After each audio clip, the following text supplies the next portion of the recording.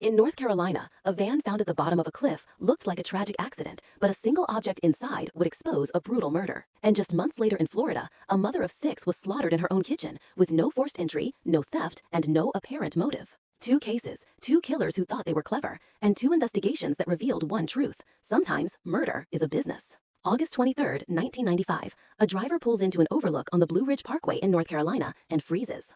Far below the cliff, a van has plunged hundreds of feet down a steep embankment. Rescue teams climb down expecting an accident. What they find is something else entirely. As a firefighter opens the van door, a blood-covered cinder block falls to the ground. Inside, 45-year-old Wendy Kretzer is dead. Her head wounds are catastrophic. But the scene makes no sense. No skid marks, no signs of braking, no reason the van should have gone off the road. And the blood inside the vehicle isn't even where Wendy's head is resting. Someone staged this. When detectives search the Kretzers' vacation home nearby, they find a pool of blood, an earring back, and the outline of a cinder block on the concrete floor. Wendy wasn't killed in the van. She was beaten to death at the house, then pushed off the cliff to look like an accident. Police questioned Wendy's husband, Ed. He has an alibi, but his reputation?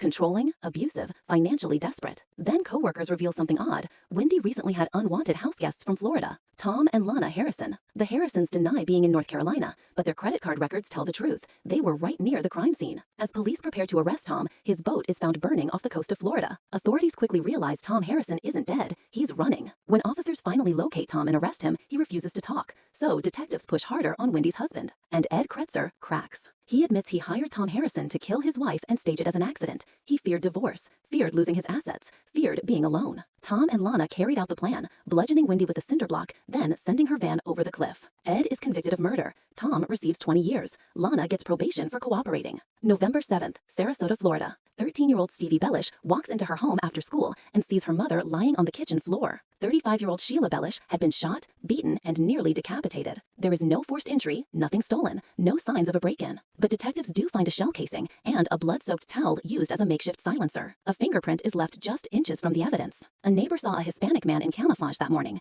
A store clerk remembers giving that same man directions and still has the map he touched. His fingerprints are all over it. They belong to 21-year-old Joey Del Toro from Austin, Texas. But Joey has vanished. When police question Joey's cousin, he reveals something shocking. A man named Danny Rocha had asked him to beat someone up, a woman he didn't even know. The cousin refused, but said Joey might take the job. Detectives trace Rocha and uncover his connection to someone with money, motive, and a history with the victim. Sheila's ex-husband, Alan Blackthorne. Manipulative, aggressive, controlling. And recently, recordings reveal he'd been tracking down Sheila's new address. Police find Del Toro hiding in Mexico. Rocha and middleman Sammy Gonzalez are arrested. Finally, Blackthorne is taken into custody. The prosecution lays the whole plot out in court. Blackthorne wanted Sheila stopped. Rocha recruited Gonzalez. Gonzalez hired Del Toro. And Del Toro executed Sheila inside her own home. Gonzalez gets 19 years. Rocha and Del Toro get life. Blackthorne receives life in prison for orchestrating the murder. One killer tried to hide his crime behind a staged accident. Another didn't hide at all. But in both cases, the smallest mistakes, a fingerprint, a cinder block, a credit card charge, were enough to expose murder-for-hire plots disguised as tragedy. Because in the end, the evidence always talks.